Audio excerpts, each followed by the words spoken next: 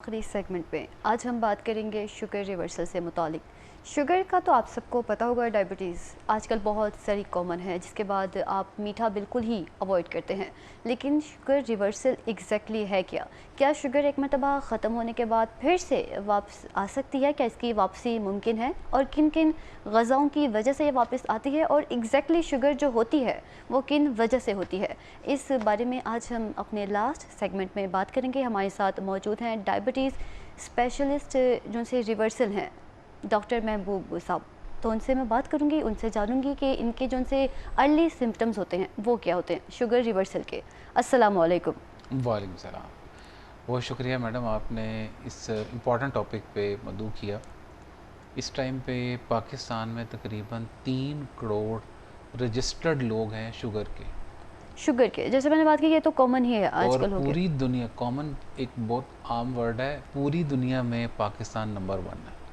तो इसको ये कह देंगे पाकिस्तान इस लपेट में आ रहा है। हाँ, एग्जैक्टली पाकिस्तान लपेट में आ रहा है। पाकिस्तान पूरी दुनिया में इस टाइम पे डायबिटीज़ के नए केसेस में प्रीवलेंस में नंबर 1 पे। और अगर आप वो लोग जो कि कम से कम जिनको पता ही नहीं है शुगर है कि नहीं है, अगर उनके भी टेस्ट कर लें तो कम से कम भी 50 लाख के करीब लोग और भी निकल आएंगे। तो इतनी बड़ी पॉपुलेशन हमारी शुगर का शिकार होती जा रही है, ये एक वबा की तरह फैलती जा रही है। और शुगर सिर्फ एक बीमारी नहीं है, ये एक बीमारियों का रेला है जो कि लेके आती है। इब्तिदा शुगर से होती है, इब्तिदा इंसुलिन रेजिस्टेंस से होती है। जो इसका टाइप 2 शुगर की पैथोलॉजी है, जो कि बेसिक प्रॉब्लम है, वो है इंसुलिन रेजिस्टेंस। यानी कि इंसुलिन वो हार्मोन है हमारी बॉडी में जिसने आपकी शुगर को टकाने लगाना है।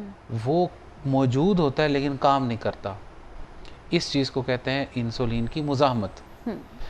ये बीमारी आती है, इसके बाद फिर शुगर के साथ साथ 15-16 बीमारियां आ जाती हैं, जिसमें कोलेस्ट्रोल है, ब्लड प्रेशर है, यूरिक एसिड, अभी आप यूरिक एसिड पे बात कर रही थी, वो इंसुलिन रेजिस्टेंस की ही एक कॉम्प्लिकेशन है। फिर पीसीओएस फीमेल्स में, वो भी इंसुलिन रेजिस्टेंस की वजह से। मोटापा है, बाल गिरना है, ये फिर इसके अलावा ऑस्टियोआर्थराइटिस है। ये फिर जो इंसुलिन रेजिस्टेंस है, ये मतलब शुरू कहाँ से होती है? बेसिक तो यही है ना? इंसुलिन रेजिस्टेंस 2 जगह से आती है। ठीक, स्टार्टिंग पॉइंट ये, या वो इधर से आती है या वो इधर से आती है। कैसे? बड़ा नाइस।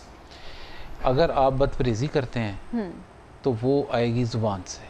आप पिज़्ज़े, बर्गर, शवारमे, पार्टियाँ की जा रहे हैं, आप खाई पी जा रहे हैं, जब दिल करता है, जितना दिल करता है, और उसके बाद आपकी फ़िज़िकल एक्टिविटी नहीं है, ना आप पार्क जाते हैं, ना आप जिम जाते हैं, बस जब दावतें, केक, बर्गर, बर्थडे, सुबह से लेकर शाम तक हम खाते पीते रहते हैं, वो इंसुलिन रेजिस्टेंस आपकी डेवलप करता है, वो इधर से आती है। और दूसरी है, अगर आप स्ट्रेस में रहते हैं, डिप्रेशन में, एंजाइटी का या टेंशन का शिकार रहते हैं, उसकी वजह से आपका स्ट्रेस हार्मोन कॉर्टिसोल बढ़ जाता है। कॉर्टिसोल भी इंसुलिन रेजिस्टेंस करता है। ये 2 बड़े सोर्सेज हैं। इसके अलावा कुछ दवाइयाँ भी हैं, कुछ और भी हैं, लेकिन उनकी परसेंटेज बहुत कम है। मेजर हमारी सोसाइटी में शुगर या इधर से है या इधर से है, यानी कि या ज़ुबान से, हम खाने पीने से, या स्ट्रेस से। शुगर तो है ही, लेकिन आजकल जो शुगर रिवर्सल है जिसके आप स्पेशलिस्ट हैं, ये एक हॉट टॉपिक बना हुआ है। बिल्कुल ऐसे। ये मुझे बताएं कि एक मरतबा ख़त्म होने के बाद क्या इसकी वापसी दोबारा भी मुमकिन है? देखें मिस राविया, शुगर रिवर्सल कहते किसे हैं? शुगर रिवर्सल है कि आप की फास्टिंग 100 के आसपास आए, ठीक है, आपकी खाने के बाद शुगर चेक करें तो वो 140 के आसपास आए। शुगर का 3 महीने का एक टेस्ट होता है जिसे कहते हैं HbA1c, वो आपका 6 के आसपास आए। जब आप इन तीनों चीज़ों के क्राइटेरिया पे पूरा उतरते हैं, और चौथे नंबर पे है कि आप इसके लिए कोई मेडिसिन इस्तेमाल नहीं कर रहे, मेडिसिन विदाउट मेडिसिन आपका ये रिज़ल्ट आए और लगातार आए, तो इसको कहते हैं शुगर रिवर्सल, या टेक्निकली या साइंटिफिकली या मेडिकली इसको कहते हैं डायबिटीज़ रिमिशन। ठीक है। तो पब्लिक जो टर्म है वो रिवर्सल है, जो साइंटिफिक टर्म है वो रिमिशन है कि आपने अपनी शुगर को रिमिट कर लिया है, आपने उसको इस स्टेज पे ले गए हैं कि आपको उसके लिए मेडिसिन की ज़रूरत नहीं है। अब आप ये देखें कि अगर आपका लाइफस्टाइल वैसे ही दोबारा हो जाएगा जैसे आप पहले, तो आप दोबारा फिर शुगर के मरीज़ बन जाएंगे। देखें जिन मसलों की वजह से आपको पहले शुगर हुई, फ़र्ज़ करें आप पिज़्ज़े, बर्गर, शवारमे, पराठे और आप नान, भटूरे, ये सारी चीज़ें खा रहे हैं। सिर्फ मीठा बहुत इस्तेमाल करने से तो शुगर नहीं होती, ये जंक फूड भी और ऑयली चीज़ें भी। देखें, यही सबसे बड़ा अलमिया है कि हम वह आसानी से कह देते हैं आप मीठे से परहेज़ करें। हालांकि मीठे से ज़्यादा आपको मैदे से परहेज़ करना बताना चाहिए। हाँ, मैदे से। असल बात तो जो राज छुपा हुआ है वो मैदे में और आपके अनाज में छुपा हुआ है। अब मैदे की बेकरी वाली चीज़ें, बिस्किट हैं, वो पता नहीं क्या क्या चीज़ें हैं, वो सारी खाते रहते हैं। अब अक्सर लोग कह देते हैं जी मैंने फीकी चाय दे दे मुझे, और साथ में 2 रस खा लेते हैं मैदे के बने हुए। हाँ ऐसा ही होता है, बिल्कुल ऐसे ही है ना कि जी मुझे शुगर है, मुझे ज़रा फीकी चाय दें, साथ में 2 रस खा लेंगे, 2 बिस्किट खा लेंगे, बस वो काफ़ी है। वो काफ़ी है जी। मैं तो फिर शुगर 2 घंटे बाद चेक करेंगे वो 300 पे पहुंची होगी, फिर कहते हैं पता नहीं मेरा मसला क्या बना, मेरी गलती कहाँ है। मैं उनको यही बताना चाह रहा हूँ, आप सबसे बड़ी गलती यही कर रहे होते हैं कि आप नमकीन चीज़ों को मीठा समझते नहीं। हर पानी के अलावा हर चीज़ में मीठा है। आपने ये नहीं देखना कि भाई ये मैदे से बनी चीज़ है। मैदा असल में एक रोटी जो है ना आप खाते हैं, वो 9 चम्मच चीनी के बराबर आपको शुगर अंदर जाके बना देती है, और जो एक नान है वो 18 चम्मच चीनी के बराबर जाके शुगर बनाता है।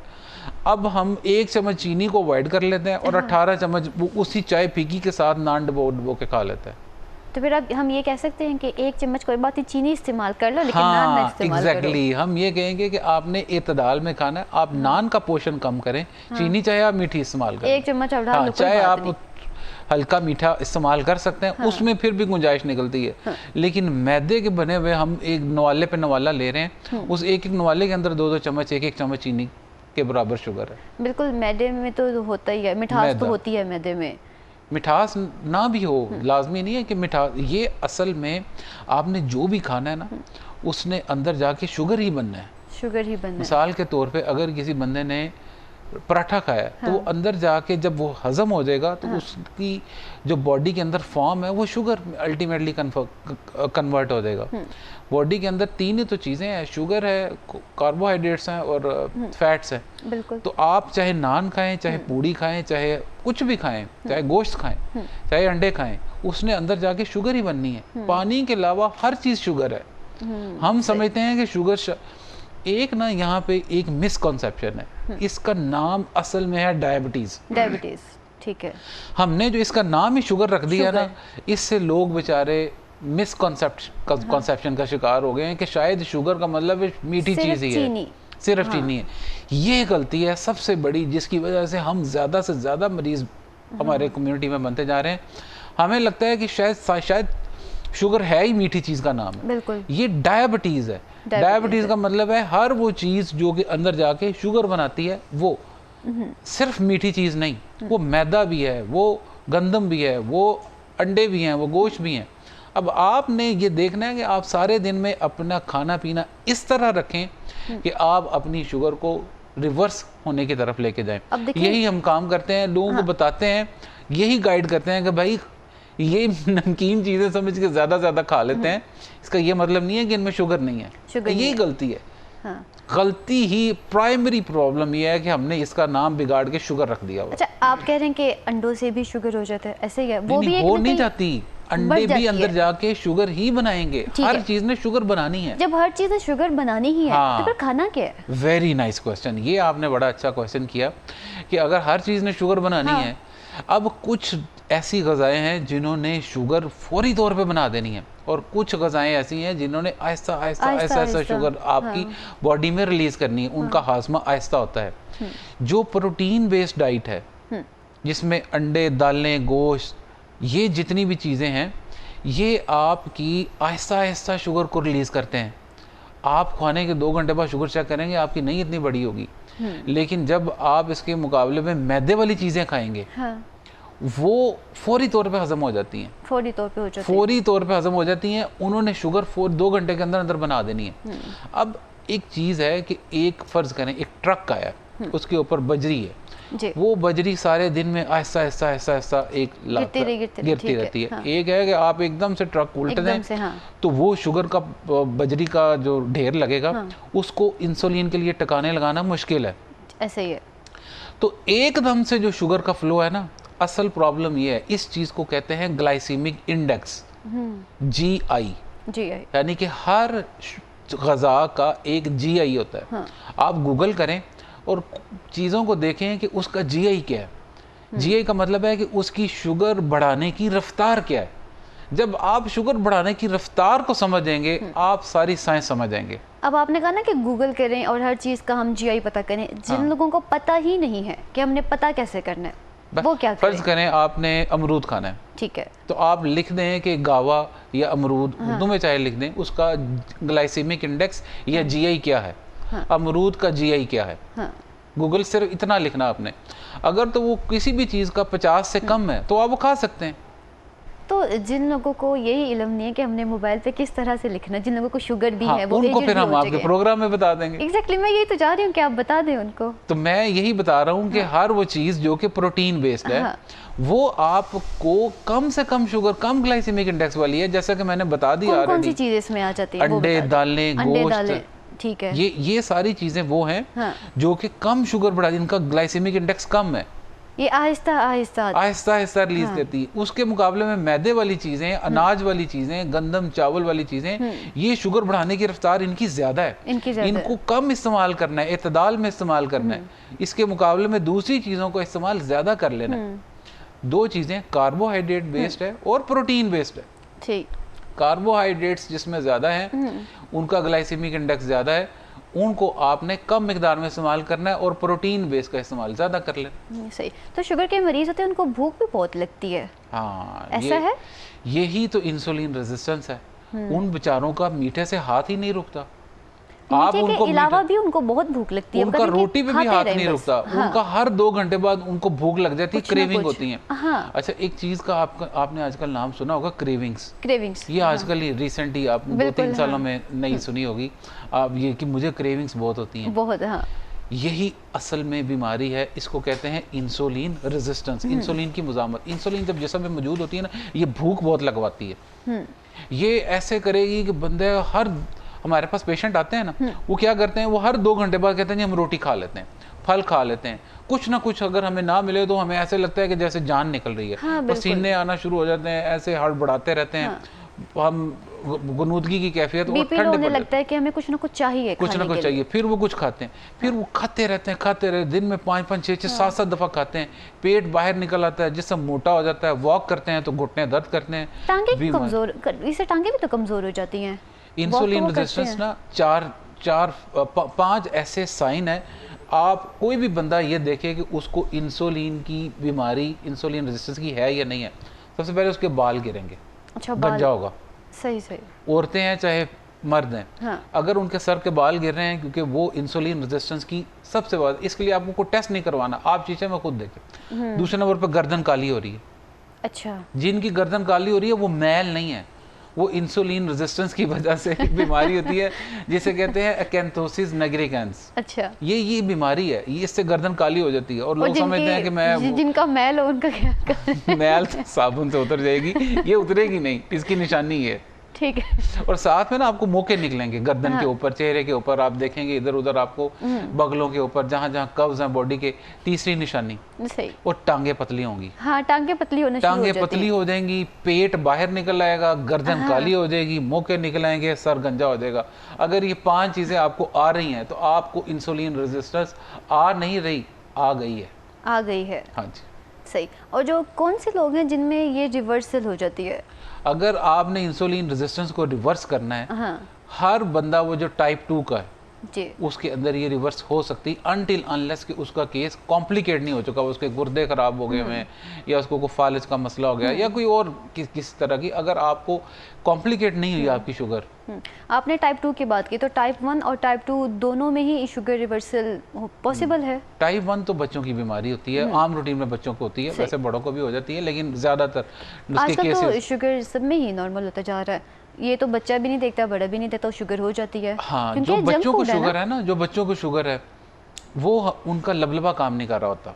लबलबे के अंदर बीटा सेल्स होते हैं, वो इंसुलिन बना ही नहीं रहे होते, हमें बाहर से इंसुलिन देनी पड़ती है, वो रिवर्स नहीं होती टाइप 1। अच्छा अच्छा। टाइप 2 है जो पाकिस्तान में जिसकी वबा आई हुई है, ये रिवर्स होती है, ये रिवर्स होती है। हाँ, 90% केसेस टाइप 2 के हैं, 10% केसेस वो टाइप 1 के हैं। वो आम रूटीन में ज़्यादातर वो चाइल्डहुड डिजीज़ है जिसमें लबलबा इंसुलिन बना ही नहीं रहा होता और आपको बाहर से इंसुलिन देनी होती है, उसमें सिर्फ शुगर को कंट्रोल करना है, उसमें रिवर्स नहीं करना होता। रिवर्स नहीं करना होता।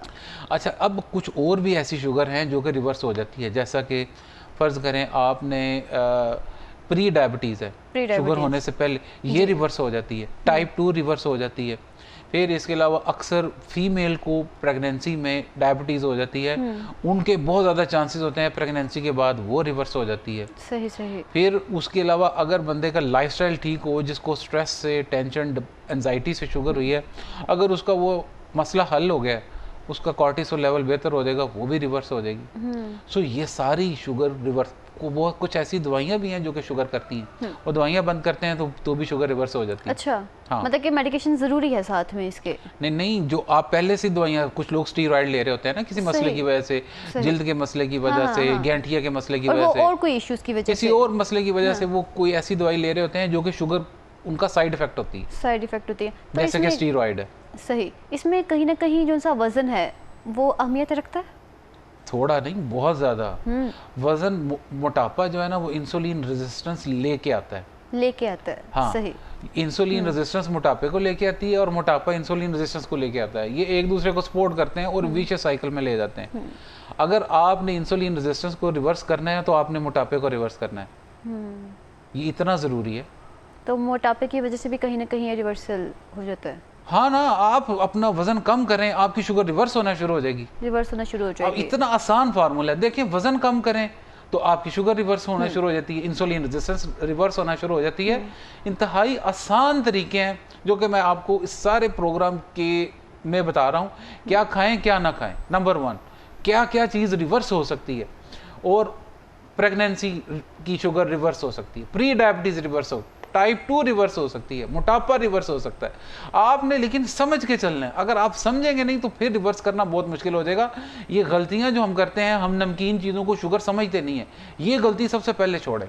और दूसरे नंबर पे आप चहलकदमी को अपनी ज़िंदगी में ले गए। हमारे पार्क वीरान पड़े होते हैं, आपने देखा है हमारे पार्क रात को 8 बजे बंद हो जाते हैं। हाँ, ऐसे ही है, ठीक है, बिल्कुल। फार्मेसी सारी रात को ली रहती है जहाँ से दवाइयाँ लेनी, क्योंकि उधर जो पार्क में जाएगा वो फार्मेसी पे नहीं जाएगा, उधर से तंदुरुस्त है। लेकिन आजकल तो बरसात का मौसम चल रहा है, आजकल तो लोग अवॉइड करते हैं कि वर्जिश नहीं करनी चाहिए, वॉक नहीं करनी चाहिए। नहीं, ऐसा कुछ भी नहीं है। अच्छा, ऐसा कुछ पार्क में जाके आप अवॉइड कर सकते हैं, जिम में कर लें, घर की छत पे कर लें, जहाँ कहीं आपको टाइम मिलता है वहाँ पे कर लें। इस मौसम में वॉक करनी चाहिए? हर मौसम में करनी चाहिए, चाहे फुल सर्दी है चाहे फुल गर्मी है। आपने एटलीस्ट फिजिकल एक्टिविटी अपने आप को, मैं आपको बड़ी जितनी आपकी एज है इतने मिनट वॉक आप रोजाना की ज़रूर करें। अगर किसी की 40 साल उम्र है तो वो 40 मिनट की वॉक कर ले डेली। अगर किसी की 20 साल है तो वो 20 मिनट कर ले। 10 साल का तो 10 मिनट वॉक करके बैठ जाए। फिर 10 साल का है तो उसको भी कम से कम आप 10 मिनट तो हर सुबह दोपहर शाम जरूर करवाए ना। ठीक है, बच्चे तो जितने प्लेइंग करेंगे उनकी डेवलपमेंट उतनी अच्छी होगी। उसको बच्चों को वॉक पे ना लगाएं, ये वॉक बूढ़ों का काम है, उसको प्लेइंग पे लगाएं, गेम पे लगाएं। बच्चे स्पोर्ट्स खेलते अच्छे लगते हैं, आजकल बच्चे इतने मोटे मोटे होते हैं, वो बेचारे घर में बैठे मोबाइल पे यूं लगे रहते हैं। वो तो पेरेंट्स होते हैं ना जो उनको मोबाइल देते हैं। हाँ, कि आप देना चाहिए उनको, फिजिकल गेम पे लगाना चाहिए, डिजिटल गेम्स पे नहीं लगाना चाहिए। हाँ, हमने डिजिटल गेम्स पे लगा दिया जी। हमारा बच्चा जो है ना वो उसमें वो जो कौन सी गेम्स है उसमें जी बड़ा अच्छा प्लेयर है। सही हो गया। आपका बहुत शुक्रिया, आपने इस टॉपिक पे बात की है। बहुत शुक्रिया मैडम आपका। जी तो नाजरीन, ये था हमारा आज का शो। होप सो कि आप सबको बहुत पसंद आया होगा। इंशाल्लाह कल दोबारा इसी टाइम पे मुलाकात होगी। तब तक के लिए दीजिए अपनी मेज़बान राबिया खान को इजाज़त।